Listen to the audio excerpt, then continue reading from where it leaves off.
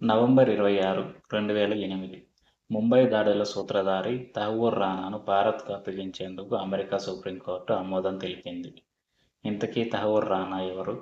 ముంబై దాడితో అతనికి సంబంధం ఏమిటి? అనే విషయాలను మనం ఇప్పుడు ఈ వీడియోలో చూద్దాం. తహ్వూర్ రానా పాకిస్తాన్కు చెందిన కెనడా జాతీయుడు. ముంబై దాడులకు ముందు ఆ కుట్ర మాస్టర్ మైండ్గా భావించే డేవిడ్ కోల్మన్ హెడ్లీ ముంబైలో రెక్కీ నిర్వహించాడు. అతను అమెరికా టెర్రరిస్ట్. ముంబై దాడికి ముందు వీరిద్దరికీ పరిచయం ఏర్పడింది. నవంబర్ 26 ముంబై దాడి తర్వాత తహ్వూర్ రానా అమెరికా పారిపోయాడు.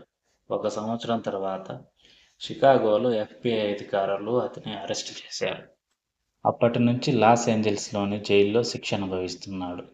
అతడిని తమకు అప్పగించాలని భారత్ పోరాడుతోంది.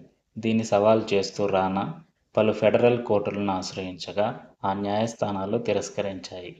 చివరగా నవంబర్ 13న అమెరికా సుప్రీంకోర్టులో పిటిషన్ వేశాడు. ఈ పిటిషన్ కొట్టివేయాలని అమెరికా ప్రభుత్వం 20 పేజీల అఫిడవిట్ను కోర్టుకు సబ్మిట్ చేసింది. అఫిడవిట్ను పరిశీలించిన సుప్రీంకోర్టు రానా అభ్యర్థనను తిరస్కరించింది. న్యాయపరమైన ప్రక్రియ పూర్తయిన తర్వాత మరికొన్ని నెలల్లో అతడిని భారత్కు అప్పగించే అవకాశం ఉంది.